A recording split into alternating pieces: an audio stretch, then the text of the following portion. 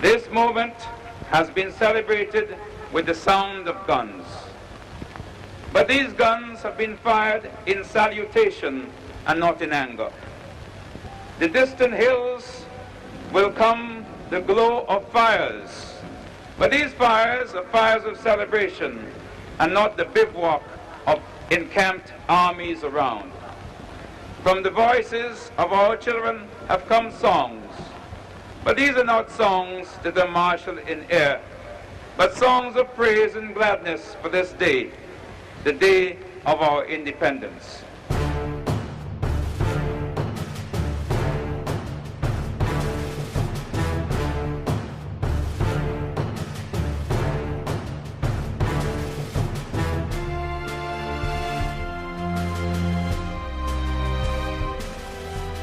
On the 14th of February 2004, as St. Lucia stood on the eve of its 26th anniversary of independence, I had a rare opportunity to speak to a man many refer to as the father of the nation. Our conversation would last several hours and run well into the night, as he detailed everything from his childhood to his radical entry into politics, about him guiding St. Lucia into independence and beyond. In a never-before-seen interview, he speaks frankly, highlighting the highs and the lows of his political life.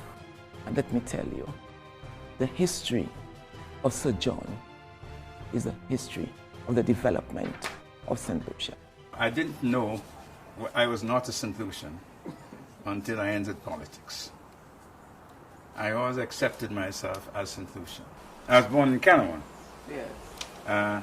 But as a child, I spent a lot of time in St. Lucia, particularly in the Meekwood and the Dennery area as a child. I went to the Anglican school here, went back to Canawan, went to school there, and by the time I was 11, I settled here permanently and went to the first Castries Intermediate School. There were three secondary schools at the time. There was St. Mary's College, Castries Intermediate School, and the convent. The Castries Intermediate School was started by two enterprising men, York and Le Corbusier. A lot of people seem to have forgotten about these two men, but they were entrepreneurs in secondary education. I came here and started to go to school there, and I ended up in the college, St. Mary's College, and I stayed in St. Mary's College until I graduated. You know, in those days, as a student in the college, you weren't too aware of, not too socially aware. We weren't involved, we didn't engage ourselves in any social disputes, any contentions. There weren't any politics in St. Lucia, because it was during the colonial times. There were no political parties. It was what the administrator said, what the governor said, and a few articles in the newspaper. But we are, as students, did not concern ourselves too much with political affairs. And even in Curacao, when we started to become more aware of things in Curacao, we had one goal as we left St. Lucia, our goal was to earn our profession, get a profession, and get back home. Went to look for a job, but the only place you could look for a job at secondary school was in the government. And I think there were 10 of us who graduated that year. And we all went to look for a job in the civil service. And I was offered a job in the post office at £10 a month. That's $48 a month. And I worked there for a week, and I heard they were taking people for Curacao. So we decided, all of us, that form, all of us decided this is a dead end. This civil service at £10 a month is a dead end. We can't see, and we can't accomplish our goals. So we all went and got recruited to go to Curacao. I worked into Curacao for 2.5 years. I went to Curacao really to see if I could earn enough money to get a profession. The profession I was thinking of really wasn't neither law nor politics nor anything, but far from that. The profession I was thinking of at the time was engineering. I wanted to be an engineer. I would have got an engineering scholarship at the time that started what they call higher education scholarships. You had to go and be trained and come back to serve St. Lucia. They weren't bonding. They don't sign you up to bond. It was like a thing of honor that you would come back. You agreed to come back. And only 2 of them came back. In all, I think they were sent over 20 or 30. 2 came back, Charles Cadet and Graham Louisi. All the others stayed abroad. Greener pastures, they didn't come back. Well, I applied for the engineering scholarship, and I was turned down because I did not work for the government. I went to Curacao, and I started to study for law in Curacao, corresponding courses.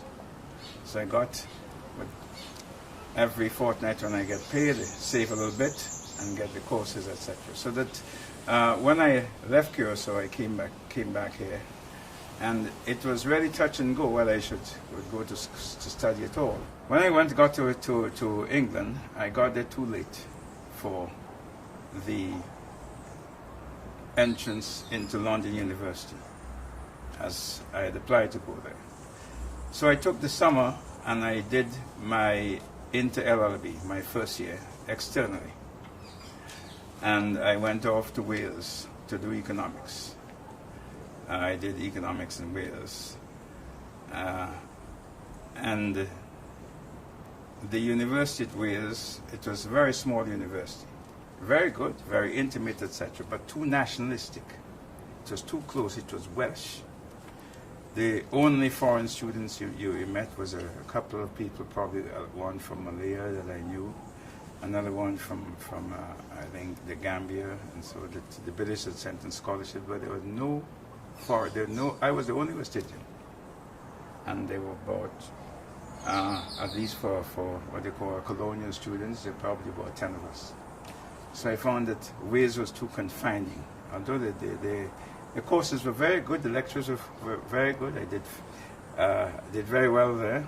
I decided it was too narrow and confining. So I left and went over to the School of Economics. And I stayed until I graduated. I completed my course in law.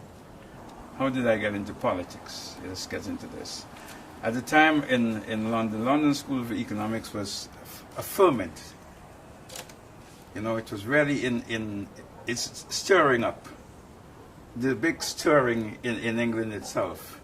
The Labour Party had just come in, got their first term.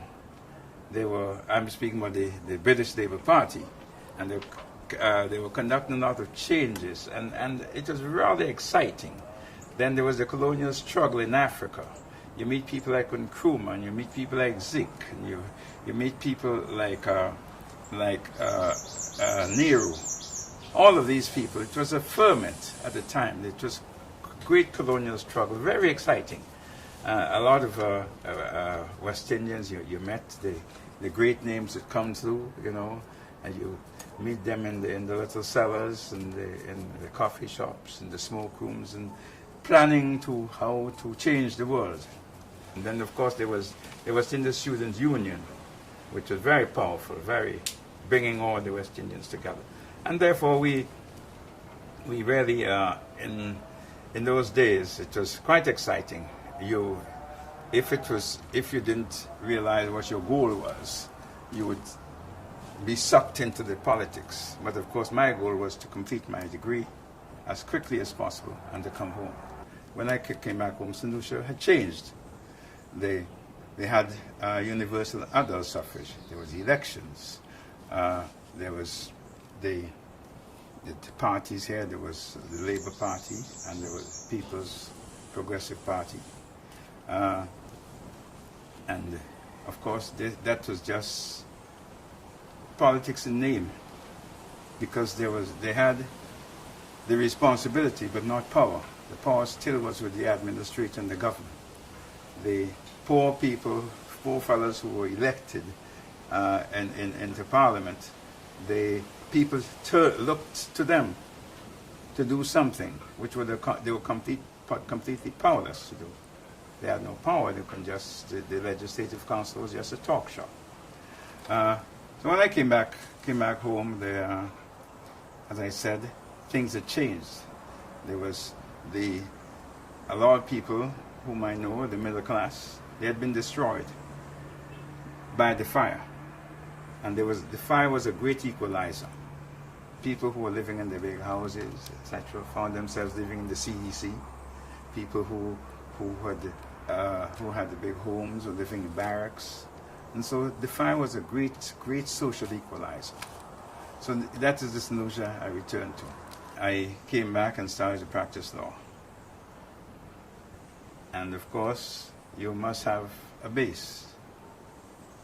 My base is now the Eastern District of Mico and Dennery, where as I told you from the beginning, where my grandparents had, and even my great-grandparents started.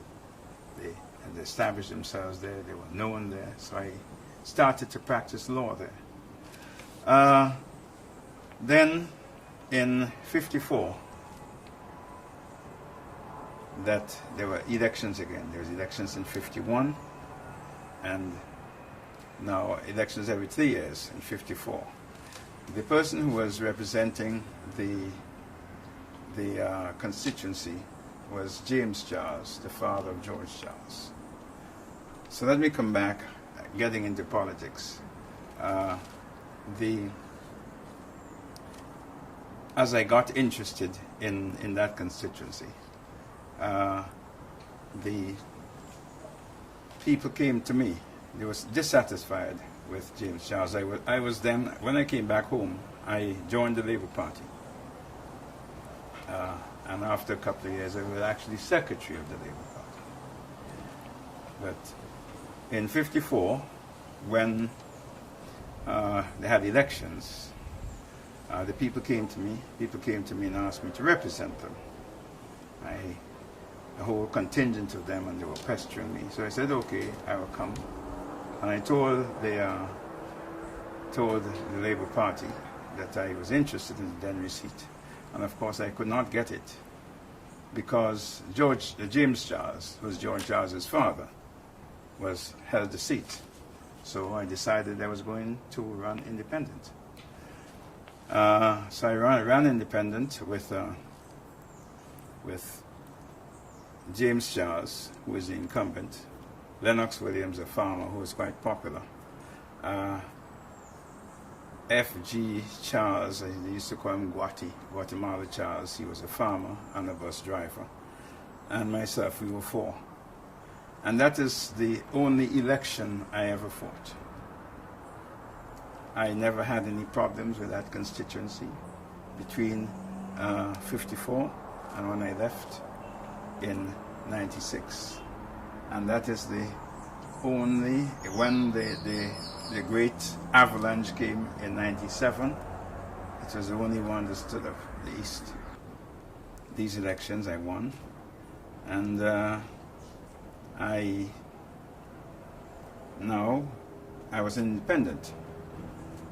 I was then sucked in an attempt, I was the radical. You know, I was called all type of names, communist, all this type of thing. I was a radical. But I had to be tamed. Now, how do you tame me? By, as it were, buying me. And I was brought into what they call the Executive Council. There was a Legislative Council of 8 elected members, and there was the Executive Council that was controlled. The majority was with the non-elected people, the administrator, the financial secretary, the attorney general, and 2 persons nominated by the administrator, and there were 2 chosen from the Legislative Council. So I was one of them, and Lacobini, Dr. Carl Lacobini was the other. So we two. So that is an attempt to tame me. So I went in and served for a while, then there were changes. I was then an independent. There were changes in 1956. We had the semi-ministerial system in which persons from the House of Assemblies, it said now, it was then Legislative Council, were elected to the Executive Council and became ministers. Well, at that time I went out. I was no longer in the executive. In 1957, I rejoined, or 56, I rejoined the Labour Party. There was a lot of upheaval. As I said, from the Eastern District, and part of that was sugarcane. The dominant crop was sugar. And the Dennery Valley was one of them. And what I saw in the Dennery Valley, from the time I came back from studying, I decided it was not acceptable in the 20th century. It was not acceptable in a civilized society. They had not emerged from, if they'd emerged from slavery, they had not emerged from indentureship. They were still there under the absolute control of their estate owners. You had the, if you had your house, and most of the land was owned by the estate owners, if you had your house on that land, you had to work for the company. And if you did not work for the company, you had to remove your house. You couldn't keep a cow anywhere. You couldn't do this, you couldn't do that. And worse, what was worse? The social conditions. I'm not speaking about bad housing, of course. The jupa, the kai pai, all of these things, the barefoot people, the no civil amenity. Children, by the time the 10 years, they made their first communion, and that was all. In January, February, you had to go under the cane. The father is cutting the cane, the mother is bundling, and the children are carrying. So you worked in gangs, family gangs. Children up to from 10 years upward, working in the cane fields. The advantage you used to take of people. So I decided this can't work. So in 1957, there was a cane strike. And I decided that this got to end. So I entered the strike. And I kept it. It was the strike Roseau, Cul-de-Sac, and Dennery. Roseau and Cul-de-Sac nearly caved in. But I kept Dennery going until that thing was broken. And when people look back at the modern history of St. Lucia, they would look at that strike as a defining moment, social and economic moment in St. Lucia. Because the master saw that his day was finished. I kept it for 6 weeks. They brought in police because the St. Lucia police were not going to go and shoot St. Lucians. They passively supported us. They brought in from Barbados and Grenada, whatever it is. I was arrested, taken, put on a Canadian warship, and kept there for about 8 or 10 hours, and then released, and then kept on the curfew. I could not go to the valleys for a couple of days or whatever it is. But I kept it there because I know that the social conditions under which these people live had to change. But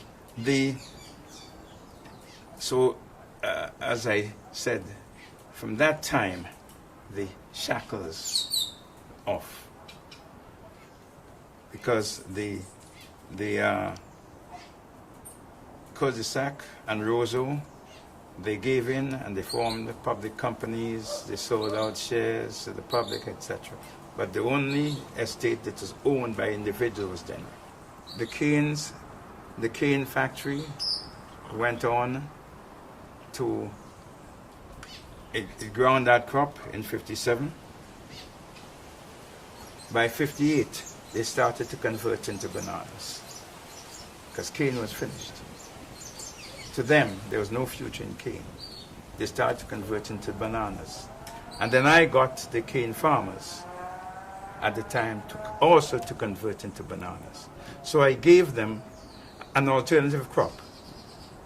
So it wasn't that I had so many hundreds of cane farmers on my hands, nothing for them to do because I had destroyed the cane crop. I got them into bananas. I had got a farm, small farm in Mico, which I still have in the Mico area, growing bananas.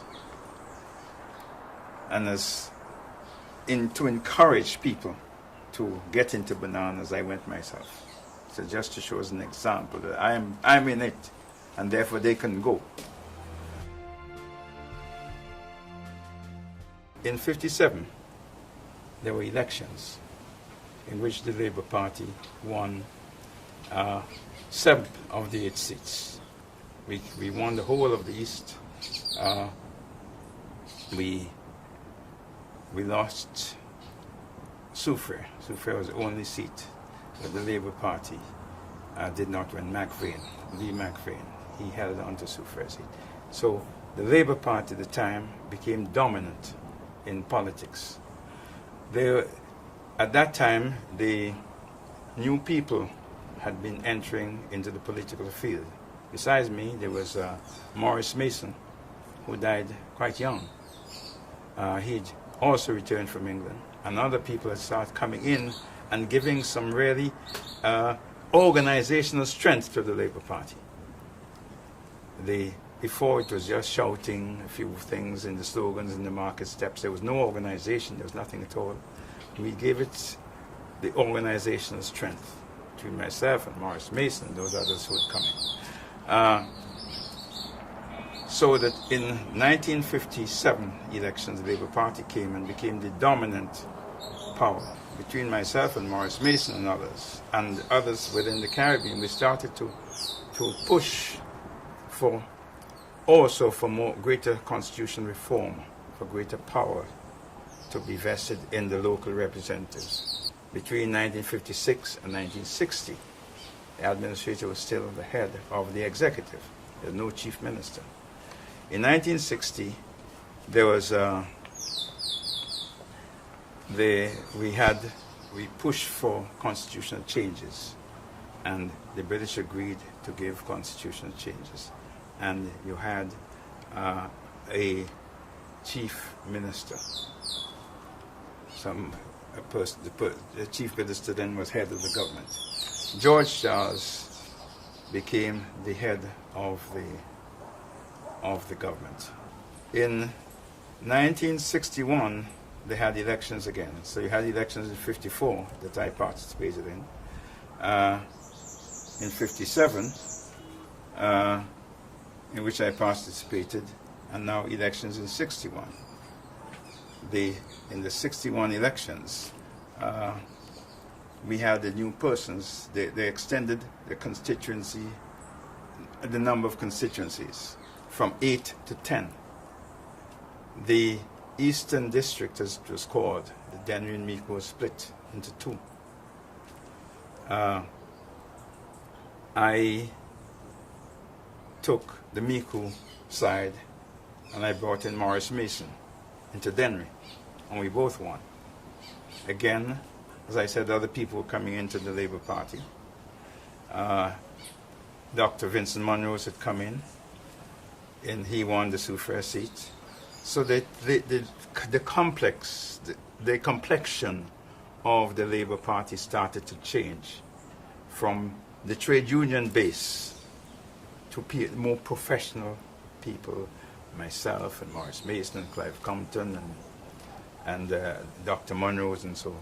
Start giving it a greater professional character. Now the people who were involved from the trade union days, they started to become very suspicious of us. And they gave us a very hard time. They called us, you know, we want to take over. At that time, the term intellectual was a term of insult. You know, the intellectuals coming and, you know. And they, between George Charles and Audio Jean-Baptiste and Colimo and those people, they gave us a hell of a time. So we found it intolerable, and we left. I left with Monroe's and Dr. Monroe's and Morris Mason, and that more or less fragmented the Labour Party and broke the power of the Labour Party that they did not regain until 1997. People's Progressive Party was an urban party. Castries, Soufrière, Fairford. The Labour Party was more rural and more worker-based, while the People was more middle class and urban. So when we left the Labour Party, myself and Morris Mason and Monroe's, we formed our own party called the National Labour Movement. Of course, the Labour Party that joined the what I would call the reactionary forces. And they branded us communists. We were branded as communists, and we were this and we were that. And we stayed with the National Labour Movement for about, didn't last very long, about 2 years. There was no room in St. Lucia for third parties. The Labour Party had its worker base, the Malawi as they call them. The PPP had the urban middle class, and we were just there. So we decided, really, this is no future in this sort of thing. So we decided to join together with the PPP. They had one member in the parliament. We had 3 members in the parliament, and we formed the United Workers' Party with the People's Progressive Party with George Mallet in the Parliament, Henry Giraudy, Wilfred Sinclair Daniel, and persons like that, Michael de Bollay, Antoine Theodore, and so. We'd formed the United Workers' Party. The Labour Party's goose was cooked. Let's look at the change, the shift in political in the political alliances. I had the eastern districts, the banana belt, solid. The PPP with Mallet and Giraudy and Dibley had the urban areas. That was 8. So where were the Bousquets going? Evans Bousquet had seen virtually the death knell of the Labour Party with this sort of shift in political power. So when we started to put pressure on the SLP because of the interfering with the bananas, Evan Bousquet saw his opportunity by backing the banana farmers. Now, Swazel don't go bananas. You see? So it's really an opportunistic move on his part. And, well, when we started to put pressure, and George Charles tried to bring the bill, we moved a vote of no confidence in this government. with the full knowledge that either the Bousquets would vote with us or would abstain, and the government would collapse. So what George Charles dissolved the House before the vote of confidence could take place. He dissolved the House. And we went into elections. We, of the United Workers' Party, we won 6 seats out of 10. And the Bousquets came and joined us and gave us 8 out of 10.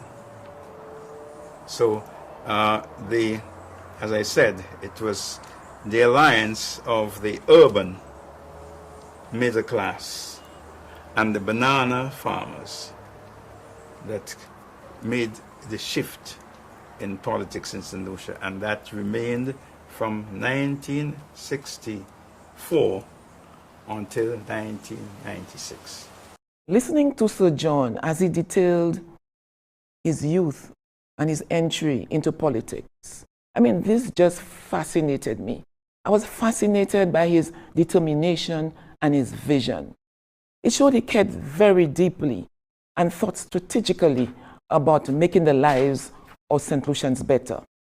His United Workers' Party had taken control. Now, he was chief minister. And I was very excited to hear what came next from the man who was now in the driver's seat. When we came into in 64, it was a period of change in the economic, social and economic change. You had the sugar industry was out because by, as I tell you, then we started to change from sugar into bananas by 58. By 61, they had gone completely out. In 64, yeast had come in. Not 64, earlier than that, I think about 62. Yeast wanting to expand his market in England, wanted more bananas to fight for bigger share in the market. And therefore they decided they must have the production base. And they decided to offer to buy out Roseau and cul-de-sac that were then in sugar. Geese agreed they would keep Roseau in sugar, but they would convert cul-de-sac into bananas. But by 1964, Geese found that sugar was a losing game, so they went and converted into bananas. So in 64, we have St. Lucia now pushing ahead in bananas. So we look and see really how do we strengthen in these changes from sugar into bananas, how do we bring in St. Lucians into the banana economy? Because just having a piece of land and a cutlass does not make you a farmer. You must have some financial base. So there was a fund, monies in what they call a sugar fund. The monies in the sugar fund that was there for the sugar workers, etc., etc. Now, with the sugar out, we took that sugar fund and we made it available to the farmers to convert from sugar into bananas. So that is when we started the first agricultural credit. And so the farmers can go and now borrow money. Even you didn't have proper title. As long as they know you're a farmer, you could borrow money to cultivate bananas. In the song, I think is one of the songs about bananas, said, with my strong right arm and my piece of land, I will live and die a banana man. So we try to strengthen that banana farmer, make him from a labouré, a laborer, into a farmer. We had to create a middle class, a farming middle class, and we use that money from the agriculture credit to create that farming middle class. I am quite emotive about the banana industry because I see the changes this industry, the social revolution, quiet social revolution, this industry has made in this country. The people, you could go to the bank and borrow money because I'm planting bananas, and every week I have a crop to sell. Every week I have an income.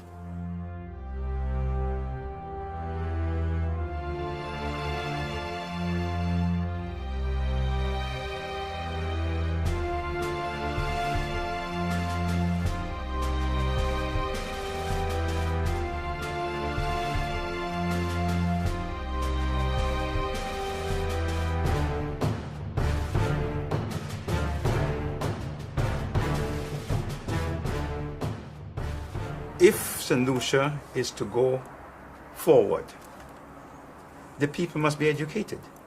What did we have? 2 schools at the time. The Castries Intermediate School had got long gone. They went with the fire. Fire destroyed the school, never rebuilt. People migrated. You had 2, the convent and the college. All of them fee paying. If you could afford, and you have the elementary qualification, you go to the college or the convent. The total number of students attending those schools was less than 300. Now, how could 300 students, even all of them, entered into the workforce? Even all of them entered. And a number of them didn't enter because girls got married and stayed home. How could you develop a country with only, how many, about 30 or 40 graduates a year? How could you develop? So we decided to push into education. When the Americans were giving up the bases in Fairfort and Grosley, I negotiated for the handover, and one of the things I negotiated was for money for a secondary school. And I put down the Fairfort Secondary School. That was the 3rd secondary school, the first new one in 100 years. So to educate the people from the south, because in those people from the Fairfort and Swaziland and Soufriere area took when they want to go to schools, like migrating, going to another country. They had to get some cousin or some auntie living in Castries so they can live there during the school term and then go back. People used to take their children, when the children leaving, let's say Miku or so, pack them in the bus and cry because they're migrating to another country. That is people must understand what we had 30 years ago. St. Lucia is a new country. This St. Lucia. I had a man like Hunter Francois, who was my first Minister of Education. And Hunter pushed on. The Moan for teachers training. We had a little shack in Sanssouci. That was all we had. We used to send 3 or 4 students a year to Edison College in Barbados and a couple more to Trinidad. That was a total, our number of trained teachers, something that was about 5% of the total teacher population, about that. So that is what we had. These were the tools with which we had to work. Every bird has a nest, every crab has a hole, every human being must have a house. As the economy started to grow, we started having the internal migration. As in every country, the city is the glitter. The city is the magnet. People coming down to look for work. We have a new middle class. At that time, let's look at what the St. Lucia society was at the time. A girl would stay at home, at her parents' home, until some gentleman, and I say gentleman, would take her away. You know? Now the economy is getting modern. The girls who are working decide they're not waiting for any gentleman. They want their own homes. So we must provide for them. What did we have? We were on castries. Look at castries. You had castries. The area where they used to call the Hollywood is not there anymore. Hollywood, and there was Brooklyn and Hollywood, some little model cottages there. That side, you go up to the chaussee, and you go down to Castries River, and then you meet the sea. That is the totality of Castries. Then you have the slums of the Conway, and the slums of Marshall, and the slums of Washoe. That was the totality of Castries. So you had to get land. And in getting land now, you again closed in by history. You know, history is now box you in. You still find the land, even in all the land in the vicinity of Castries, owned by the old families. Sanssouci was owned by the Barnard family. Miss Clavier owned Entrepot and that area. So they had the Mourne owned by the War Department in England. Or the Mourne area, Mourne and Kubari, owned by the War Department. So what do you do? So we decided, look, we have to acquire. We are going to buy the lands once it comes under urban pressure. We have to acquire. So we negotiated with the Barnard family, and we bought the Conway and Sanssouci. We negotiated with the Clavier family and bought Entrepot. We negotiated with the British War Department and bought the lands, bought the Mourne. We created organizations. We created the Urban Development Corporation, the UDC. And the UDC first, it was first the Mourne Development. Then it was the Mourne and Sanssouci Development. And as we expanded, it became the Urban Development Corporation. The first chairman of the Mourne Development was Alan Bousquet. But when Alan became a minister, I then expanded it, and I brought in Reginald Mitchell to handle the UDC. And we had persons like Leonard Auger, engineer. He was both engineer, he was architect, he was maître tout fait. And we then, first development was at the Sanssouci. We sold those houses and lots for $17,000 complete. I hear the noise in the market steps now. Don't buy, the place is swamp, it's going to sink, etc., etc., etc. Okay? But people who bought at the time, now they had a sweepstake. Then we went to the Mourne development. Because of the access road to the Mourne, it was difficult. People didn't have cars. They had to get home. So the Mourne went very slowly until we start improving the road to the Mourne, and then more and more people started living there. So we had the Urban Development Corporation. When we were doing the Radway, we speak about the Radway otherwise. Also, we used the Urban Development Corporation to buy land at Radway Orchard, Radway Park, UDC, the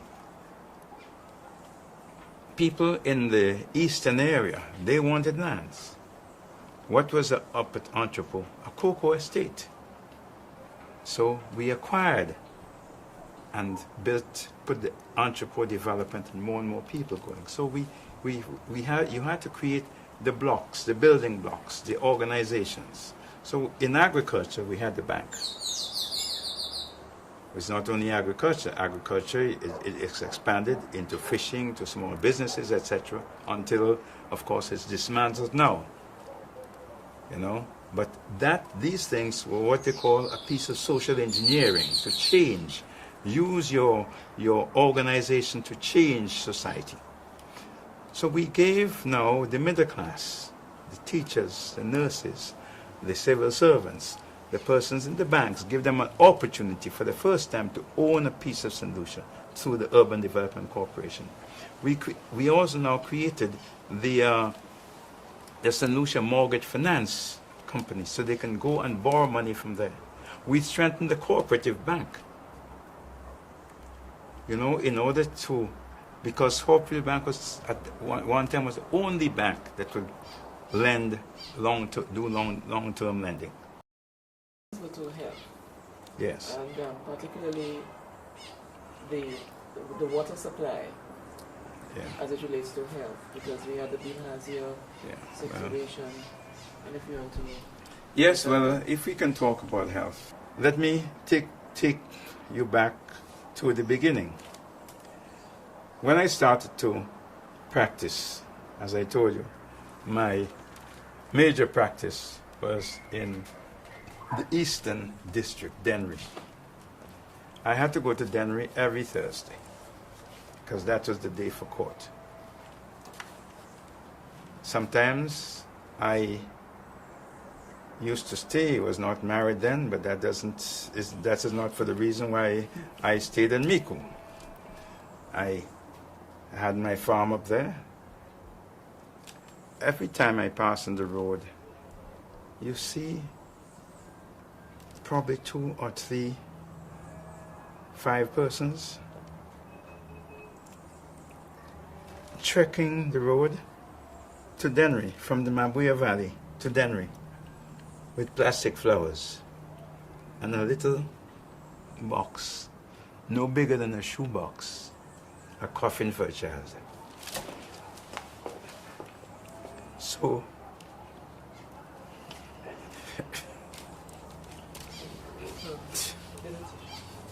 let's start again.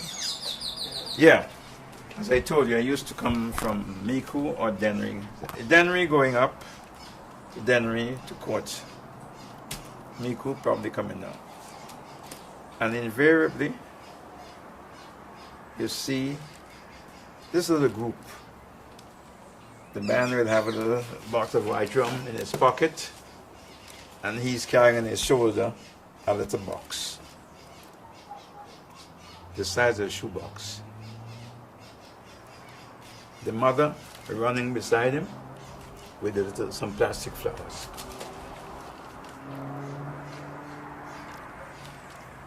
A child going to be buried. Why? Waterborne diseases, dysentery, diarrhea, rampant in the Dennery Valley, perhaps elsewhere. But I'm telling you what I used to see. This was my own experience. So I decided, hell, I got to do something about that. And what was worse, in 1966, Morris Mason, who I mentioned earlier, my best friend, representing the Dennery Valley, go to Dennery Riviere, drink water, and dies from typhoid fever. So what do? You have to do something about it. So I decided really, they had what they call PHEU here, and the PHEU, they said they want to drill wells and, you know, putting a little plaster over a big bobo. I decided that we have to do something. So when you came in, The only places that you used to have potable water was in the middle of castries, we call central castries. And there was a pipe going to Marchand where everybody used to go, because at one time some people used to have horses there, and the horses had to drink water. So the only castries, and Vierfort sometimes, and Soufrière had always had ample supply of water. Now you had these are the only places with water, and the question of the infant mortality rate in St. Lucia from waterborne diseases was one of the highest in the hemisphere. Probably only less than Haiti. We had typhoid, dysentery, diarrhea, bilharzia, you name it, waterborne diseases. So we decided to do something about it. And again, if you follow me, you look, you see we are doing it outside of the civil establishment, because they are too slow to react. So we created first the Central Water Authority, so that we could have water throughout. It's now called WASCO or WASA, whatever they call it now. Well, even in my time it became WASA because we added sewage, but it was CWA, the Central Water Authority, so that we have the question of provision of water in the towards St. Lucia was centralized under one authority, the CWA, and we started to expand water throughout. Now, if you did not expand the water, you couldn't have the development. First, water is health. You had to expand water. So we expanded water first in every major town, then in every major community. And look, if we didn't do that, with the banana industry, and the fertilizers, and the pesticides, and the nematicides, and the pollution of the rivers, you know what we would have? What a disaster we would have had in our hands. So all of this take careful planning and foresight. We expanded the water. They had, bilharzia was a major killer. We couldn't do it ourselves. And all of these things I'm telling you that we did in St. Lucia, it was done in St. Lucia. But we had a lot of help from other agencies and organizations and people. Again, let me give Hunter Francois the credit. Hunter went to a health conference somewhere, and he met with some people with the Rockefeller Foundation, and he introduced them here. And Rockefeller helped us to put water in the areas that were heavily infected, like the Mabuya Valley and the Cul-de-Sac Valley. Put water in those areas so that we can get the people out of the river, because generally it was the washing in the river, people getting attacked by the snails, getting into the intestines, and that's the end. So we had the Rockefeller to assist us. Now, it was standpipe in those days. Everybody, not everybody, the poor people went to the standpipe for their water. Now, and they used to have what they call the freeness, people go in public baths, etc. That is fine. I mean, that is how we grow. We grew up gradually. So we expanded water. Now, when the United Nations declared 1980 as the decade of the water, in 1980, St. Lucia was one of the few developing countries that met the criteria,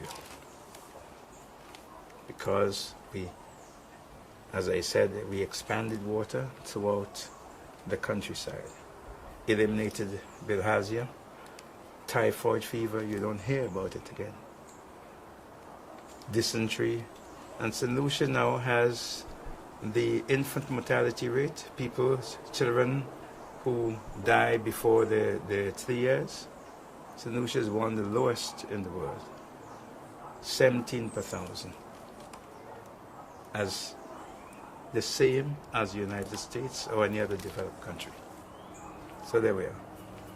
Let's look at provisions that were made for persons so when they get old to get a pension, and probably we talk about the National Provident Fund in the 70s. Yes, well, let's go back a bit about provisions for the old people. I mean, not many of us in this room would know what used to happen before.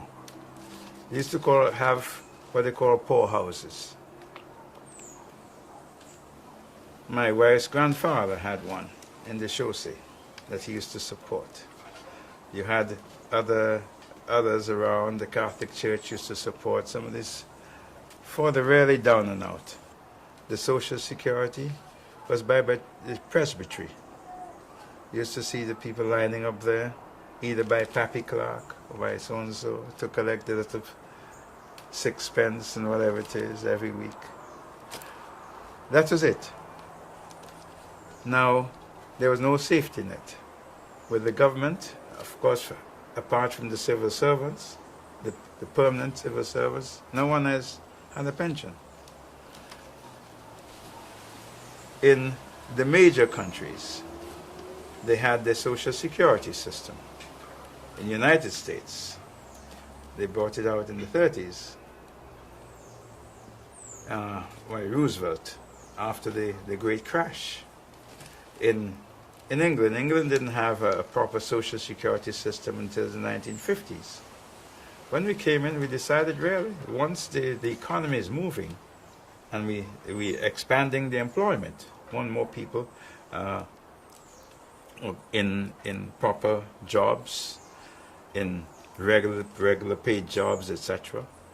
Now, when they retire, we have to put something aside for them. So we created first the National Provident Fund. Now, when we started with the National Provident Fund, it was hell. We brought in the bill. There was demonstration in the streets, Compton, Josot, and all of this. We did not get resistance from the people who were working. We got resistance from people who wanted to exploit the whole situation for political gains. But we pushed on with it. Now we have the National Provident Fund.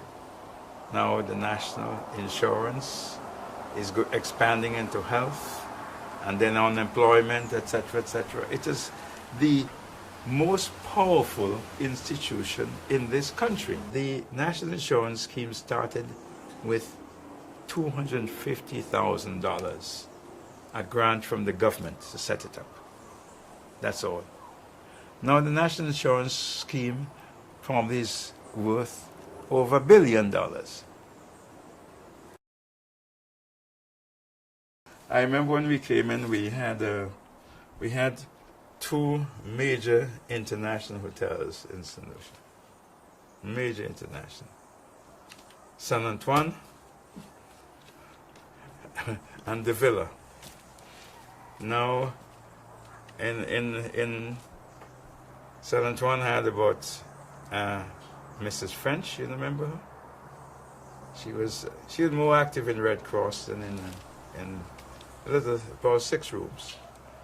Then the next big hotel was the Villa. And the Villa was classic.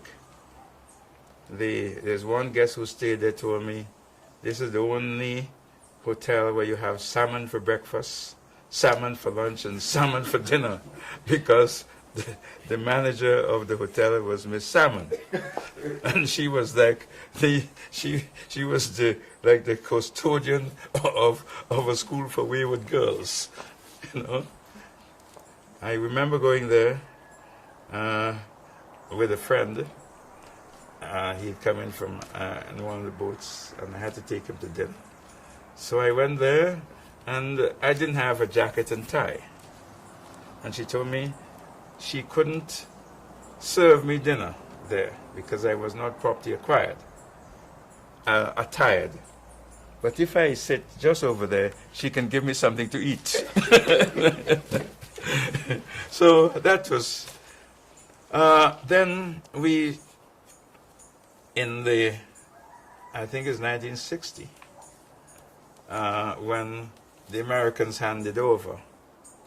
The raid we was on, there was a part of an American base, handed it over. And it's, perhaps the beach was is as beautiful now as it was then, but that time it was a beautiful beach. I mean, we used to, Castries was, you know, the city, and Grosley was country. So when you had to go in a big picnic and and big excursion or whatever it is, you went up to Radley Beach. Well, the land there was handed back to us. What could we do with it? We got the British government to the Commonwealth Development Corporation to build the St. Lucia Beach. They were then trying to help us to develop, get into tourism, not on us.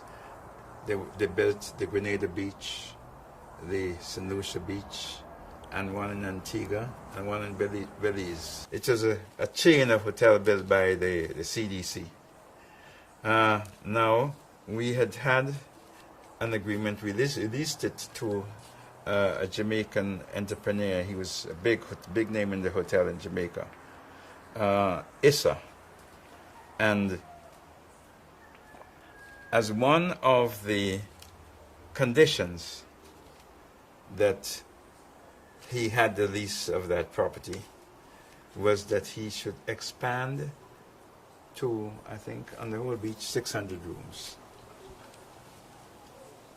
Try as we could not get any takers, because when people came into the St. Lucia Beach, you know, a lot of them had to leave by ambulance from mosquito bites. You know, you had to be fogging the area.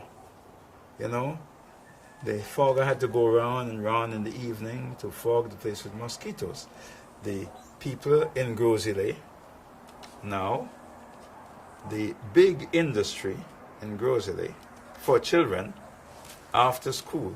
You came from school, you change from your school clothes, and you go in the pasture to pick up cow down. You pick up cow down to burn in your yard to chase the mosquitoes and the sandflies. And now as you sit here, if in those days you look Grosley, you see a whole haze of smoke. It was the burning of the cow down to keep away the mosquitoes. So we could not get this place. We could not get tourist development in this area. Difficult. We tried as we may, we could not get rid of the sandflies. So we called in the company from Jamaica, the Matalons, who had experience in this thing. And they said, well, you can't fill the swamp because it would take, you cut down the pitons and dump it there, you can't fill it. I mean, so deep. So what you have to do is to fill it with water, with seawater. So dig out the lagoon. But when you went down and taking off the muck, below that was sand and coral. So you had to dig it out. Where do you put it? Do you throw it away? Because it was hundreds of thousands of tons of sand in the bottom over this. I think the swamp itself, the muck, was probably 4 or 5 feet. But below that, because it was apparently the old, the old geology, it was part of the seabed. So we found coral and sand. Where do you put it? So we look at it. Let's join the Pigeon Island to the mainland. Because some old lady told us in the old days when she was come from church, they used to actually walk, on low tide, walk from Grocery to Pigeon Island and during the low tide. So we decided for 2 reasons. One, we had to put the coral and the sand somewhere. And 2, we had to create land to pay for the dredging. So we decided to create, I think, about 70 acres of land that joined Pigeon Island to the mainland. And once that was done, the sandflies disappeared. But it remained there. This area remained as it was from 1974, nearly 10 years, until the marina came. And when the marina came, the place blew. So now, having got rid of sandflies, you have tourist development here. But you have another problem. You have a problem of transportation, air transportation. When we try to get into the tourist development, we got the Canadians to help us to expand what is now Huronora, then Benefield, to expand the airport to accommodate the jets. Okay, the Canadians came, they helped us. We built that airport to accommodate the jets. But Huronora is the one end of the island. Castries, the administrative capital, is at the other end of the island. And your tourism area is even further up. So what do? How do you get it? So we improve the East Coast Road, improve the connection. Before, to go to Vieux-Fort, I mean, like it was 2 days. 1 day to go. Yes, you leave in the morning, 1 day to go, and 1 day to come back. Come back in the morning, come back next day. So 2 days you had to. So how do you get the junction? So we connected the East Coast Road. We built the East Coast Road. I must sometimes I have to look back a bit. I remember when we were doing the East Coast Road, the same problem I had in building the Castries Grosley Road, the resistance. Some little old lady's house was there, and don't move, just like in the Conway, don't move. When we were doing it, I realized that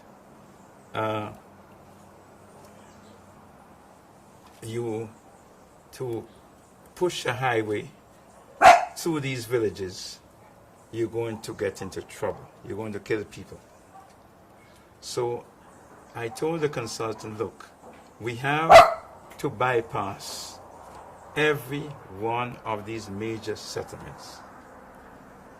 So we put the Dennery bypass to bypass Dennery. Imagine the containers going through Dennery village. We bypass Mico. We bypass Vieux-Fort. We bypass Labrie. Every one of these villages were bypassed with the highway. I remember, if you look back, you must laugh at the nonsense. I remember hearing myself say that I don't want the tourists to pass through these villages because they're so poor. I don't want the tourists to see these Dennery and Mico and so, because I'm ashamed, But you did it. You have your airport. You have your roads. You have to get your electricity. Again, what did we have? Where did we have electricity? When you speak about tourism is integrated. Where do you get your electricity? Before we had electricity, a little pum pum there by the market, a little tin can, only castries. There was no electricity up this way, up in the north. I think gradually it got to the moon. So we had to expand the electricity. We couldn't do it by ourselves. So we formed, again, a company, St. Lucia Electricity Services, with the CDC providing most of the money because we didn't have it. Castries City Council put in their share and government put in their share.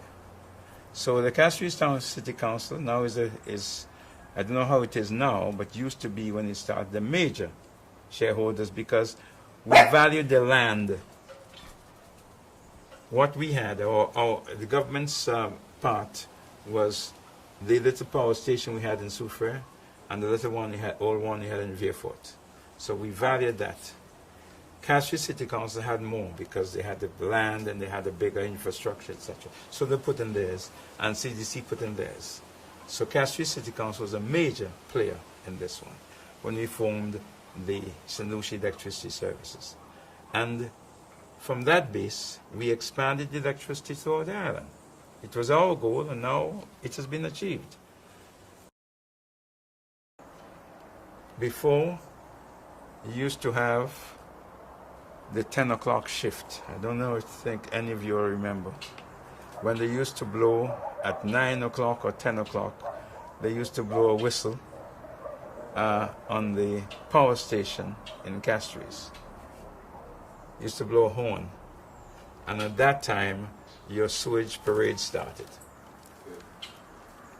And it was taken down and thrown in an old barge and taken to sea. That was our sewage system. Now, as you expand and put a proper sewage system, your water consumption increases. When you used to, the average household used to use what? Probably 2 buckets of water, 10 gallons a day. You go into the sewage, 1 flush is 4 gallons. So your water, as you build houses and you expand, the demand for your water supply grows.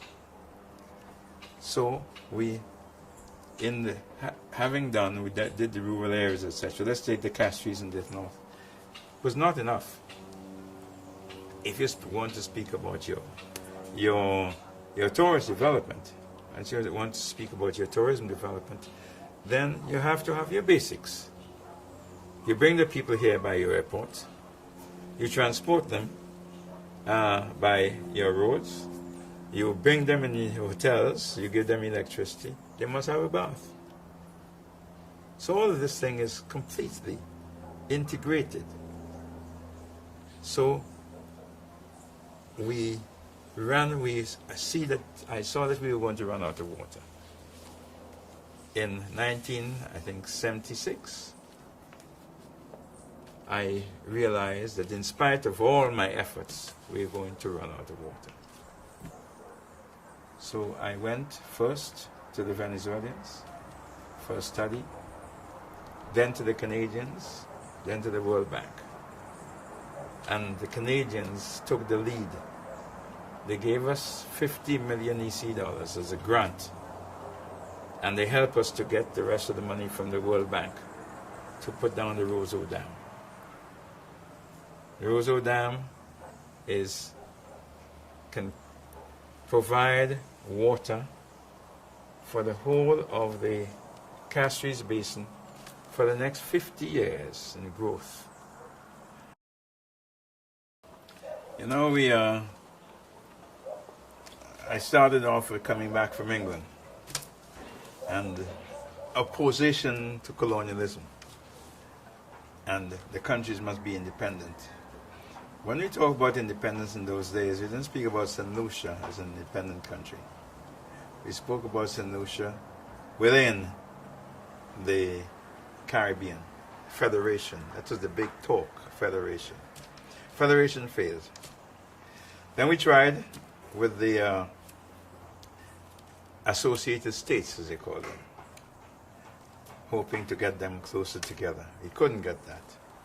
We tried the Windward Islands. And while we were negotiating the Windward Islands, that's just coming into 1974, while we were negotiating for the Windward Islands to come together, and the first we start, let's say, with freedom of movement, freedom to work from work permits, freedom to own land, etc., etc. While we're talking about that, Grenada went behind our backs and negotiated with the government, with the British government, for independence. And they gave them the independence, despite all the violence and all of this in Grenada. They gave them the independence. So, what else? The next thing we hear, who is talking about independence? Dominica. Dominica is going independent. So what are we to do? Wait. So in 1974, we had elections in 74, which we won. Our program there, our political program, was that together, if we can, alone if we must. So by 1974, it was alone because it must. So we started to, we went to the House of Assembly. First we went to the party. We had a convention, party convention in Mico in 75 or 76. We had a party convention. We decided we are going into independence. We got a resolution passed in the party. We went to the Parliament and presented the resolution in the Parliament. Of course, it was opposed then. And we then approached the British government to start negotiation for independence. We had this problem. We had a British government representative who had been in Botswana, that's in southern Africa, near to South Africa. And he was as racist and apartheid as they come. To him, black people shouldn't govern themselves. They can't govern themselves. Look what's happening in South Africa. Look what's happening in Nigeria. Look what's happening in Ghana. All this confusion. Now, so he became the ally, or the Labour Party used him as their ally. And every time they made a meeting and keep noise and make a demonstration, he would send it up to the British and say, you know, there's going to be bloodshed in St. Lucia, there's going to be this in St. Lucia. And he delayed us to no end. We went first. They said, fine, you go back and show that the people really want it. Issue a white paper and discuss it all over the country. We did that. We went back, tell us another story. Until 1978, we went to the Constitutional Conference. We went to the Constitutional Conference in London, and we agreed that we'd have our independence. We even set the date to the 13th of December. That was the date for independence. But the Labour Party at the time, they wanted elections before independence. And that has never happened. Jamaica got it without elections. Trinidad got it. Guyana got it. Grenada got it. Nobody ever, that was never imposed as a condition on any one of them. But it was sought to impose it as a condition to us. And the Labour Party objected, they demonstrated, they did all of these things. Now, what had happened in the Caribbean? There was a lot of turmoil. There was Grenada, there was Cuba, there was all of this thing. And they exploited that. they created a lot of confusion. There was coming to independence, besides the demonstrations and whatever it is, coming to independence, they fomented strikes in the public services. Teachers strike, civil service strike, this strike, that strike, and trying to postpone it, try to impede it. But of course, the thing had passed to the British Parliament. There's nothing they could do to stop it. What they did was to impede the celebrations of it. The way we would have liked to have celebrated our independence. We didn't want to celebrate our independence on the threat of riots, a threat of that. For instance, the flag raising ceremony was to be, the only place we had at the time was the Marshall Grounds, the Minderfield Park. Only place with the big open space as such. We had to keep it on the wharf.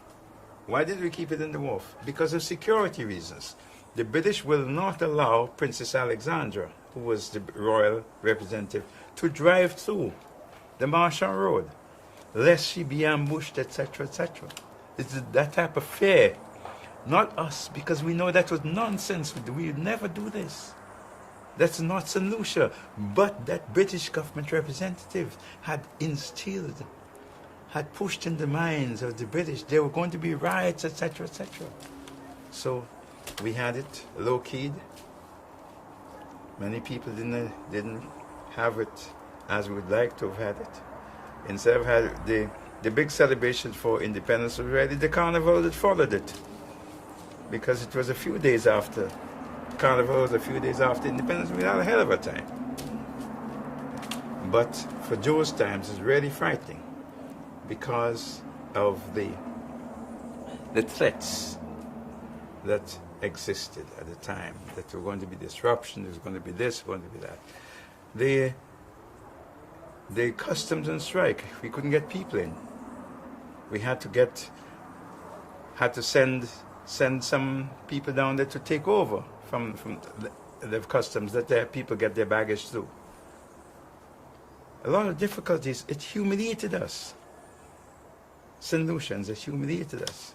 But I told them at the time, with all of this, they came to give us very bad press. I used the occasion of the youth rally in '79 to set out our goals. I told the children at the time, that we have to prove that not that we'll do no worse than those who ruled us before. Not that we will do as good as they did, but we have to do better.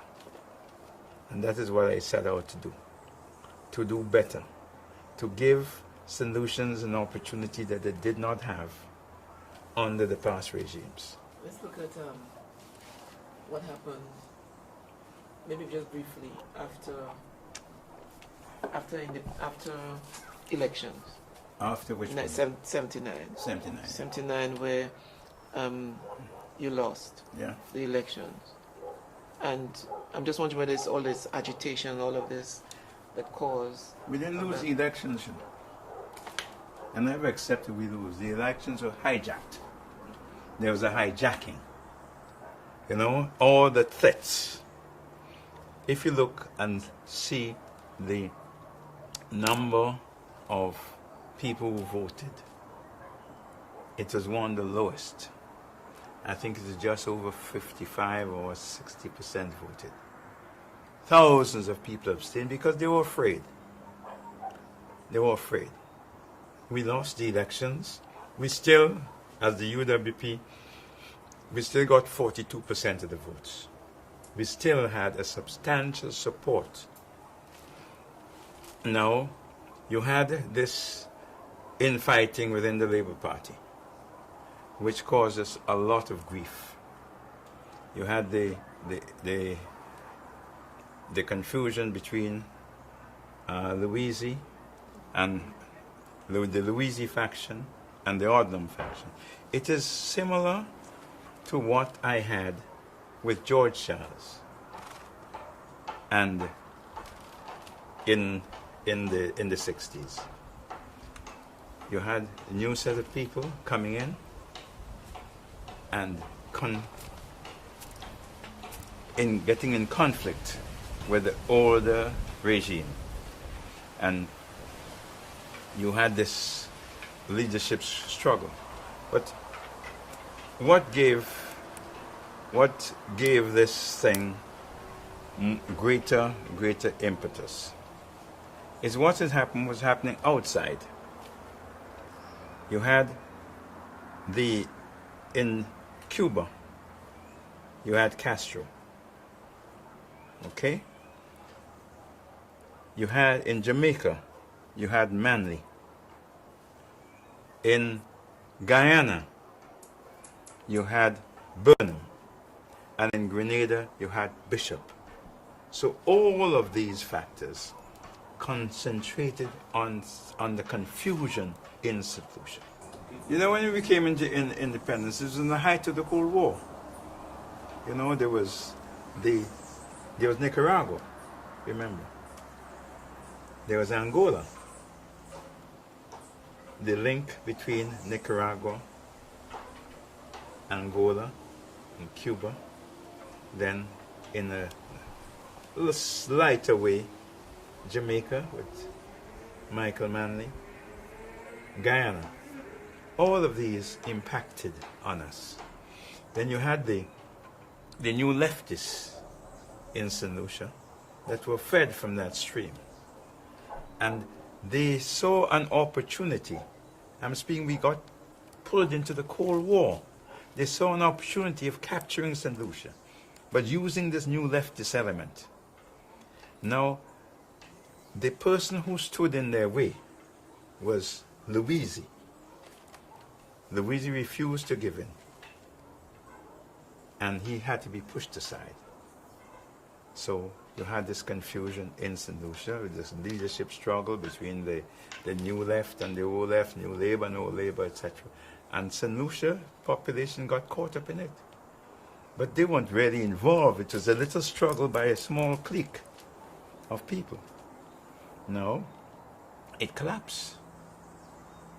The whole thing collapsed, and we had to go back into elections in '82, which we won. And we won handsomely. Okay. Now, what did we meet in '82? The economy in ruins, because we had not only what has happened, leadership struggle, we had Hurricane Allen, where the banana industry destroyed. So we had to start to rebuild. We had to start to rebuild in '82. And as a person who was there, it took me 3 years before we got up at the bottom, before we started to move. People didn't know the trouble we had, but we had help. Again, because of the Cold War. The Americans were very happy to see those guys go. So they came and gave us assistance, gave us financial assistance to start rebuilding. The Canadians helped us, the British helped us, because they didn't want us to go the way of Grenada. Remember, within 21 days of St. Lucia's elections, we were on the 22nd of February. On the 13th of March, there was the Grenada Revolution. So we got caught up in that. We got caught up in this. That is how St. Lucia became. That is why, you know, after the elections, then there was the Grenada Revolution and all this confusion. Then, as soon as we returned, by '83, the intervention in Grenada, again we got sucked in to external politics, and we had to fight our way and confine ourselves rather than being drowned by it. So, but use it. Use the situation. We supported the intervention of Grenada, in Grenada. And so when that is out of the way, the Americans helped us to build the roads. The roads were in a mess. The British helped us to rebuild the banana industry. The Canadians helped us, etc., etc. So we came into independence really. Not only our problem with independence started from '78, when the negotiations and the confusion, local confusion. I'm speaking about the assistance with the British government representative, the Eric Latoc, I must mention his name. You remember when they went and the other one came in, they went to Malabar and smashed it up, and the confusion, the planning to take over by force, because if we had, I always say that looking back is a good thing we'd lost those elections, because they had their plan well made to take over by force. After the struggle for independence and the turmoil that followed in the late 70s and early 80s, the government of Sir John Compton regained control and remained there until 1997. Under the Sir John-led administration, the country saw major development in areas such as agriculture, education, health, housing, infrastructure, tourism, water development, with ambitious plans in the pipeline. But something was brewing, and a big change was coming. Now, in '92 elections, after the '92 elections, we had the question of changes in Europe in the banana industry, in the banana regime.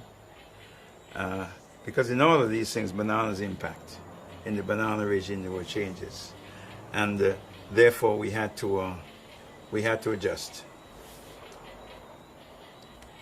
I went to, after traveling quite a lot in France and in Germany and this, all over the place, to get a good deal. Having got a good deal for bananas and come back here, what do I find? Banana Salvation Committee mashing it up. You know, I had a deal for us to export 127,000 tons of bananas. Last year we only exported 35,000 because we mashed up the infrastructure. We mashed up the association, we mashed up this, mashed up. I came back from Europe to find the place under siege. So every time we lost elections, except this 2001, except this last election, every time we lost elections, it was because of fear, threat of violence. In '79, it was this violence. In '97, it was this violence.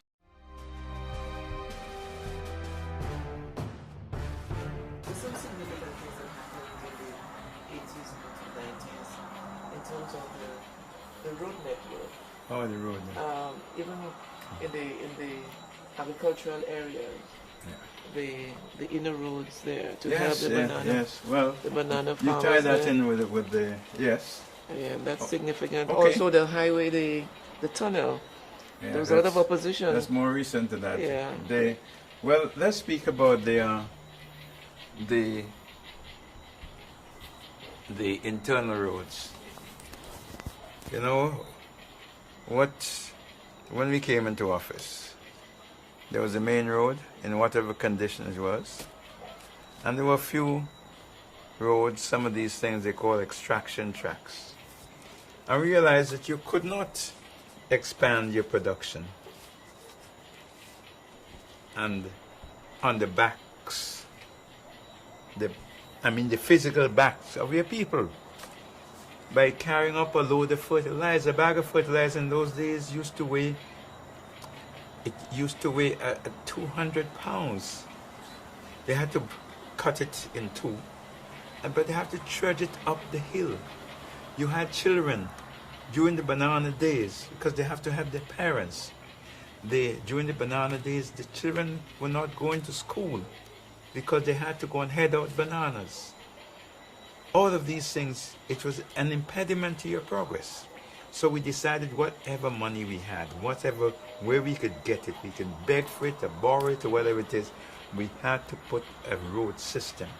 First to connect every major settlement, because we had big places that didn't have any road connection. They dropped them by the high road and they had to take their loads into their homes, etc. We found that you cannot modernize a country without proper communication. So we push the road network in first with every major settlement, then the farm roads, and to open the valleys. That is why the banana production increased from, well, it was about 20 or 30,000 tons to 133,000 tons, because we opened up the country. So no point giving people a piece of land and they can't work it properly, or they have to take their wives to head out bananas or take the children out of school. So the important thing we did is to open up the countryside by pushing feeder roads, and every time we got money, that is where we put it.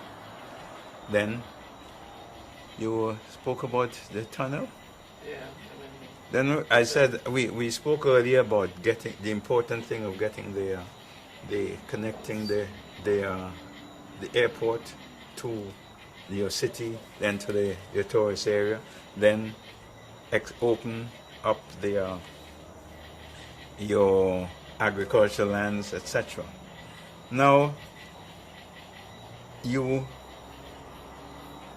Castries is your major port. The form of land transportation was changing. You had the big container trucks and the huge trucks. How do you get it from Castries to Veerfort or to Soufrière? How do you get it over the Moon? How do you get these container trucks over the Moon? First, we tried to bypass and do it over La Toc. From Soufrière over La Toc. We tried to bypass this area and go up the Moon, the other side of the Moon. But the container trucks, either they couldn't go up there, or they end up in people's homes. They've killed people, so we had to get something. We had to connect the Castries to the south. And the whole tunnel road was for three reasons.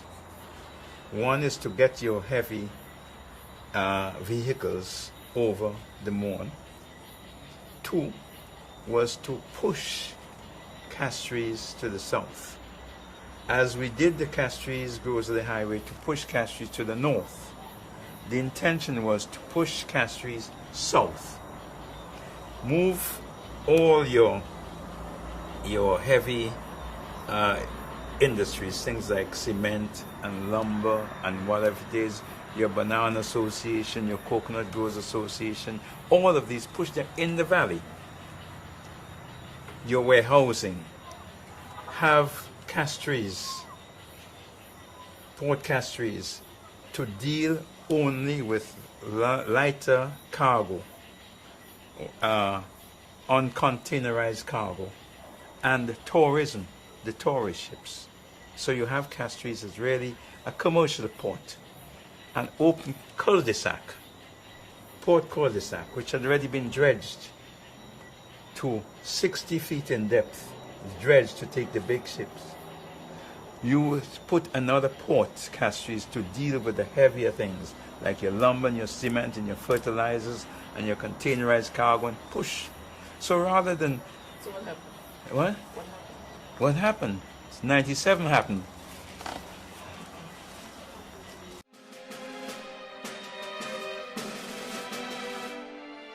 You left Yes. Yeah. office in 96. Yes. Why? Why? I'd given enough. From 54 54, I was elected to 97. I don't think that is enough. That is not 3 years as I promised myself when I first went in. I said I was going 1 term. No, I thought that it was time for other people to take over. You have, the powerful slogan in opposition is time for a change. Isn't it? It's powerful. What do you? I've been there all this time. Time for a change. Anyway, no, I left because I thought really it was time for a change. And let me just say that people said that I did not take a successor from within the party, as I should have done. I did not do so because I look at the type of problems we had to face. I believe that we had, I wouldn't say solved, but we were on top of our major internal problems. You had your, except for fine-tuning here in education and health and your infrastructure, your water, it was all there. The platform for St. Lucia had already been built. But we had to face challenges outside of St. Lucia. The WTO, the globalization, all of this thing, all of the external negotiations, that's where our problems are going to come from. So we had to get somebody who can deal with those sort of problems. I mean, your ministers, I think they were rather good ministers. But we needed somebody to lead the charge in dealing with the external environment, which I knew was going to be difficult. So I took somebody to deal with the external environment. I never chose Vaughan Lewis to be leader of the opposition. I never chose him to go to the hills at Oleon or to the dawn at Bouton or so and so to try to persuade the people to, I chose him to lead the negotiation of that this country must undertake in dealing with the external environment. That is why and I know he's qualified for that. If I had to choose him to choose somebody to go to Oleon or to Bouton, I would not choose Vaughan. So you must understand the environment, my thinking. You understand? I never expected the party to lose. I did not. It was a shock to me when we lost. Because my preparation was not for that. If there was anything like that, I would never have taken George Mallet and made him Governor General, because George Mallet is too good a politician. I would not have castrated him by putting him there, taking him out of the system. He would have been there to support whoever is. He would be the leader because he's that type of fighter, or he'd be there to support that person who's the leader. But as I said, my plans were not for the St. Lucia, for the party to be in opposition with Vaughan Lewis. Lansico, Mallet, when you look at the local scene. But as I said, the local scene, the problems to me in the local scene was controllable, but outside. The problems we face outside now. We needed a person like that. He knew in the external relations. He had interfaced with all of these major organizations, the World Bank, the EDF. He had interfaced with them. He knew some of the people by name. So that was why he was chosen. Every man has a season. We'll talk about the alliance Yes. kind of briefly, and then we'll end by you talking about over your period of time in politics, your major highs and lows. And also probably could talk about your family, how your involvement in politics, because it's when you give a lot of your time to St. Lucia and a little bit of St. Lucia, and whether that had any effect on your family life. I don't know if you want to talk about that. Well, so let's talk about the alliance. Well, as I said, where we stopped is about the choice of my successor. Well, the result of that was disastrous. I mean, we lost, and we lost very badly, including the successor I had chosen. And the UWP remained in mourning, doesn't seem to be able to get out of mourning. They went and they had change of leadership. I was recalled, and I found that I couldn't work with those people who I had to work with. I mean, it was wasting my time. They always had what I proposed. They always think it was not good enough, or it wouldn't work, but they wouldn't give me something that they believe would work. It was all a negative, too much of negative. So I decided to waste my time. So I stayed a few months and went out. Then Lewis came in, and for some reason he too left. Then we had Morella Joseph. So nothing settling in the party. And the talk about the alliance, I thought it was a great idea. I still think it was a great idea, but you have people with personalities. When you're having an alliance, you have to deal with people, and it couldn't work. If we want to personalize the thing, I would work with George, but I would not work under George. I made it very clear. I would work with him. My relationship with him was something that people don't understand. My personal relationship with him never diminished. I knew that he had certain ambitions and I was in his way, and he did certain things that I felt offended by. But it never really affected the relationship that I had with him from boyhood. But when it came for us to work, we worked together. But I wouldn't work under him. So, because look, I mean, it's not power I'm craving. I've been Prime Minister for all these years. Now we're going to come to work in a subordinate role. I would not do it. So because of that, the alliance broke up. That was it. It was no more than that. If we had worked out something, a real alliance between us, the alliance between us did not come. We could not see how it could work. So, and we were the major players in the alliance. And once we parted, it went. Let's look at you. You're worse than hard talk. Let's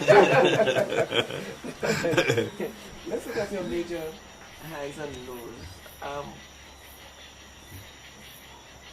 Over those so many years, things that stand out that's been, a high for you, and things that stand out again.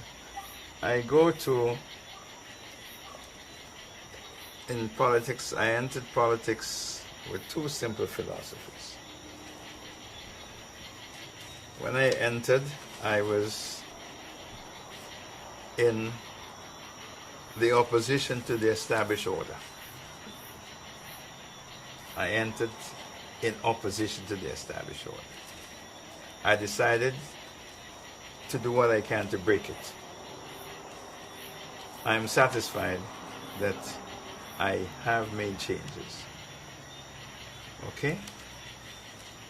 But in that way, I had one philosophy: to help the cause that needs assistance, and to fight the wrong that needs resistance. Having fought the wrong that needs resistance, I was given the opportunity to help the cause that needs assistance. Having broken the back of the established order, the plantocracy, etc., it gave me an opportunity to help the cause that needs assistance, to educate the children, to bring water, electricity, whatever that I did. It is because I fought the cause, the wrong that needed resistance, so I could help the cause that needs assistance. Then, having done that, I look around and say, how should I conduct myself? I had one philosophy, that I must look not for tomorrow's vote, but look after tomorrow's children. If I had looked after tomorrow's vote, I would have been out of office a long time and with scandals. But tomorrow's vote, though important to me, because I must have it to do whatever little good I can do, tomorrow's vote was not the overwhelming factor. And I was given an opportunity not to look only for tomorrow's vote. The opportunity I was given, we come back to where I started. The people of Mico and Dennery gave me the opportunity to go out because my foundation was secure. I didn't have to look after that vote. Not this. This was secure. It's secured even today. In any one of those 4 constituencies, I can go without holding a meeting and win. Any one of those 4. Dennery North, Dennery South, Mico North, Mico, any one of those 4. Because what I did not have to look after them for votes, because they know where I stood with them. But my motto was to look after tomorrow's children. That is why when I left, they gave me a plaque with every secondary school that I established in this country. And when I go to drive down the street and I see the uniforms, in every community I see the uniforms of secondary schools. I am proud of that. You know. What about your low? My lows? Any, if any? No, there must be. When we lost the elections, I was not the 79 elections. I was devastated. 79. 79. 97, I was most philosophic about it. I didn't expect it, and I didn't expect the type. I didn't expect that type of result. I was disappointed, but 79 devastated me. I just had independence. I'd worked hard for independence. Another thing that was really, I wouldn't say low point doesn't mean I'm depressed. I mean disappointed. Is when I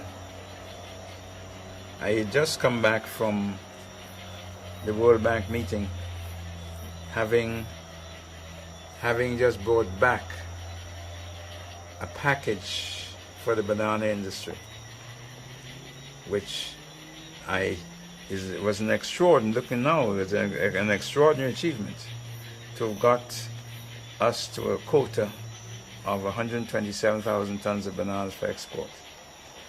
And coming down from my estate to meet the mobs in the street.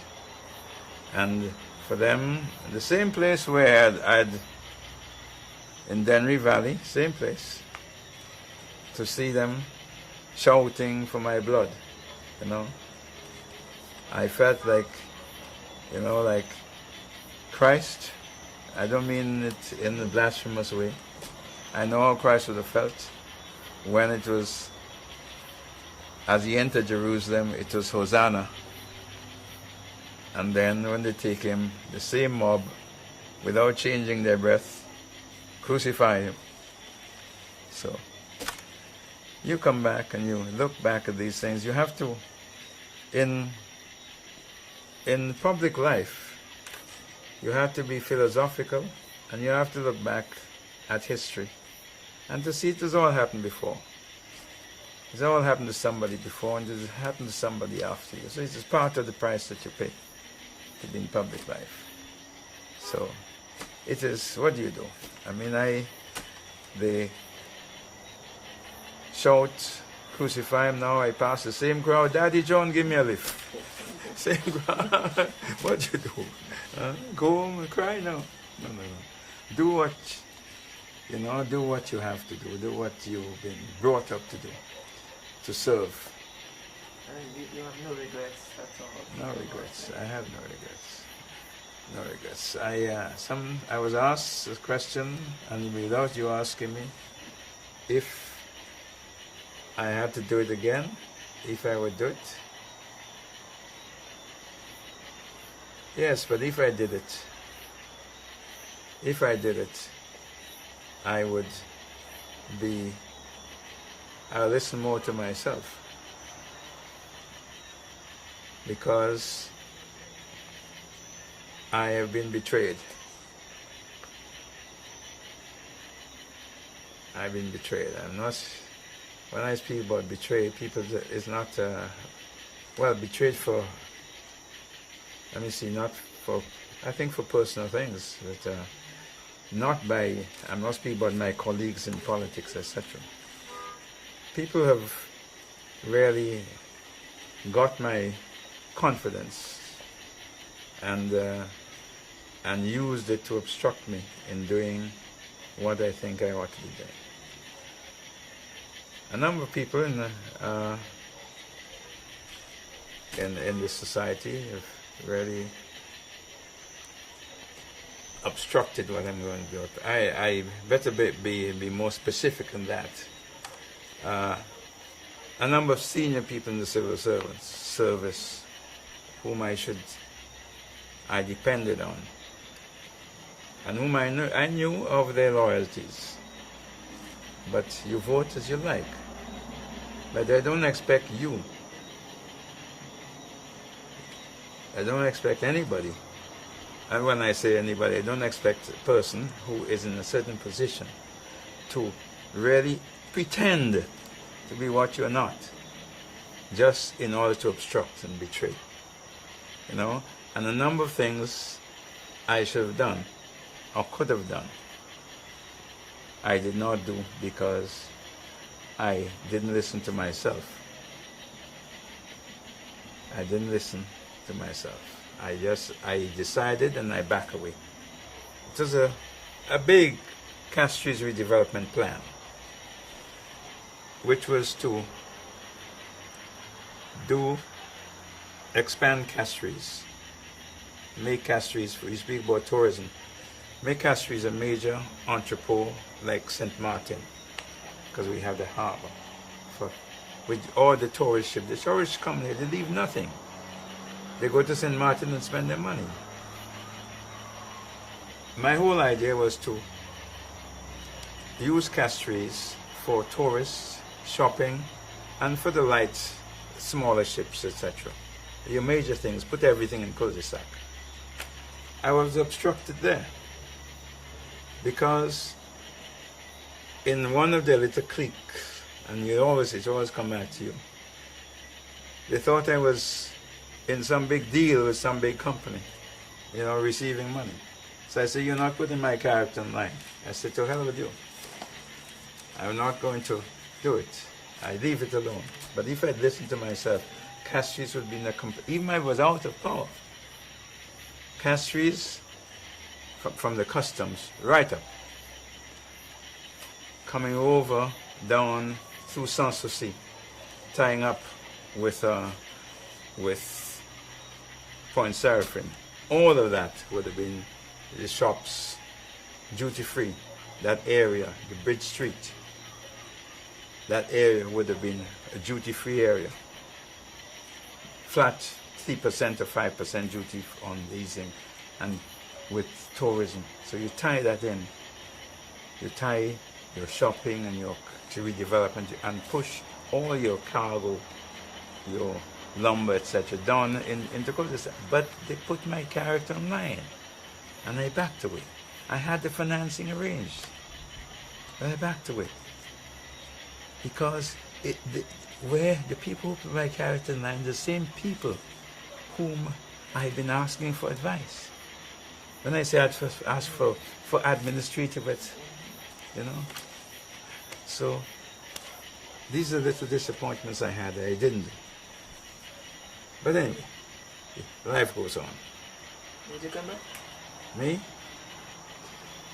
Let me tell you. Cameras off. And he did come back. The man who brought us to independence became Prime Minister again, as he continued to write our history as he wrote his own. This has been Sir John in his own words. Thank you for watching.